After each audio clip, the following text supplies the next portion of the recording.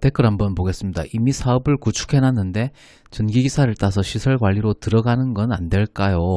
후, 사업은 자기가 알아서 돌아가고 그냥 취미 플러스 공부할 시간에 나가서 돈을 더 벌고 싶어서 시설관리로 들어가고 싶은데 어차피 집에서 공부할 거 출근하면서 공짜로 돈도 벌고 원래 좋아하던 전기도 좀 만지면서 살고 싶은데 좋아하시는 전기 만지는 일보다 싫어하시게 될 노가다 계좌부 정신노동이 100급으로 심각한 곳입니다. 그건 상관없는데 투잡이 가능한지가 궁금해서요. 존경하는 국민 여러분, 재미와 감동을 선사한 하이스탠다드 고품격 교육 채널 철PD 종합편성, 한국 사람이면 구독과 좋아요. 이 댓글은 좀 의미가 있습니다. 좀 살펴보면 이미 사업을 구축해놨다라고 하시는데 축하드립니다. 저도 사실 조금 비슷한 케이스이긴 해요. 근데 이분은 이제 전기기사 자격증을 아직 이제 따지는 않으셨고 다시 공부를 하셔야 되는데 사업은 이제 어느 정도 스테빌라이제이션이 됐고 사업이든 자영업이든 그 데스밸리 구간이라고 하는 구간이 있습니다.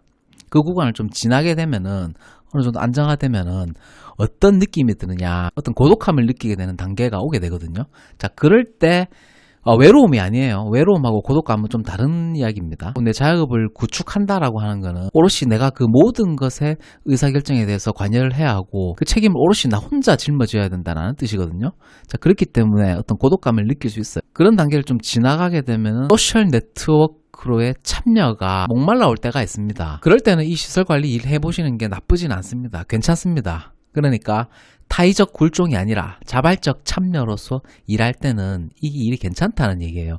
그리고 투잡이 가능한지도 궁금한데 충분히 가능합니다. 저는 여러 군데 조직을 많이 경험을 했고 시설관리 일도 하고 있지만 이쪽 일이 투잡하기에는 굉장히 용이합니다. 괜찮아요. 그리고 전기 만지는 일보다 싫어하시게 될 노가다 계좌부 정신노동이 100급으로 심한 곳입니다. 맞습니다. 타인에게 급여를 받고 일을 한다라는 거 하는 거는 내가 원하는 일만 할 수는 없는 거예요. 그런데 이게 타의적 굴종일 때는 좀 비참함을 느낄 수도 있는데 자발적 참여일 때는 이게 괜찮습니다. 전기기사를 지금 다시 공부를 해서 취득할 수 있는 어떤 시간적 여유라든지 정신적 여유가 좀 된다라고 하시면은 다른 거는 괜찮지만 너무 이 공부가 어렵게 느껴진다거나 공부할 수 있는 상황이 안 된다라고 했을 때는 꼭 전기과장 안 하더라도 그냥 시설관리, 시설주임, 시설기사로도 일하는 것도 나쁘지 않다라고 생각하거든요. 때에 따라서는 주야 2교대도 괜찮습니다. 왜냐하면 저도 그랬어요. 이 전기기사 자격증을 2015년, 16년 지금으로부터 한 8, 9년 정도 전에 땄는데 저는 시설관리 하려고 딴 게 아니거든요. 나는 이런 직업이 있는지도 몰랐어요. 그때 당시에 저는 엔지니어를 하기 위해서 이 자격증을 딴 건데 나이 들어서 지나가 와서 보니까 이런 일이 있더라라는 거예요. 저는 아파트 관리실에 직원이 이렇게 많은 줄도 몰랐고 기껏해야 청소하시는 분 2명, 3명 이게 끝인 줄 알았어요. 근데 알고 보니까 10대 명 되죠. 관리사무소 직원들도 한 5-6명 되고 미화, 청소, 경비 아파트에서 일하시는 분들이 되게 많더라는 거예요. 인건비도 엄청납니다. 그러니까 몰라서 못하는 거지 알면은 굳이 안 해야 될 이유가 없는 직업이라는 뜻이에요. 괜찮아요. 근데 이 일도 자발적 참여가 아닌 타의적 굴종이 되게 되면 그 일은 비참해지는 거예요. 끝없이 비참해지는 거예요. 자발적 참여로 할 수 있는 내가 여유가 되고 진짜 운동 가는 기분으로 할 수 있다면 이건 굉장히 이상적인 형태라고 생각을 해요. 그리고 이미 사업을 구축해 놓으셨고 어느 정도 자동화 시스템을 만들어 놨다고 하시면은 이제는 이 나의 행복 지수를 높이는 데서 좀 집중을 하셔야 된다는 뜻이죠. 그러면 이 행복 지수, 인간의 행복 지수라는 거는 보편적으로 어떻게 추정할 수 있는가? 어떤 금전적인 측면에서 한번 살펴보면은 월 소득이 될 수 있겠죠. 여기를 행복지수의 맥스라고 한번 해볼게요. 보편적으로 우리 대한민국 사회에서 월급쟁이들, 급여를 받고 생활하시는 분들이 가장 많은 구간이 아마 250만원에서 한 330만원 정도 되지 않을까. 여러 가지 미디어들이나 유튜버라든지 신문을 보든지 미니멈 셀러리라고 하죠. 최저시급 그런 것들을 따져봤을 때 보편적으로 이 구간에 있는 사람들이 가장 많지 않나. 물론 행복지수에 영향을 미치는 요소가 여러 가지 요소가 있겠지만 아무래도 이 소득 수준에 따라서 이게 가장 클 거라고 저는 생각을 하거든요. 월 소득에 따라서 행복지수가 이렇게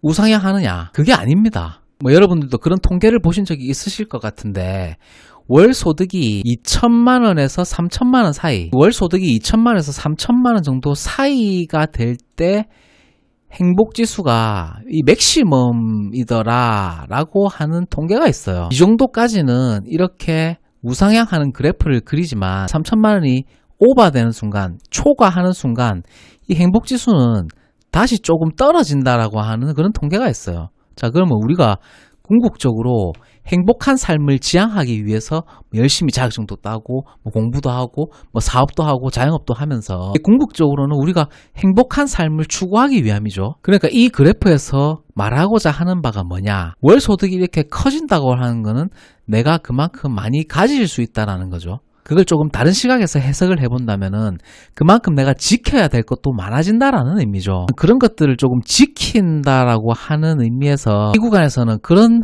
행위를 하면서 그 피로감들이 굉장히 많아집니다. 그래서 사실 내 월 소득이 한 월에 한 2, 3천만 원 정도 이상이 됐을 때는 그때부터는 내가 뭔가 채우기 위한 노력보다 비우기 위한 노력이 더 중요하다고 생각하거든요. 물론 어느 정도 기준에 도달하기까지는 어느 정도는 채워야 돼요.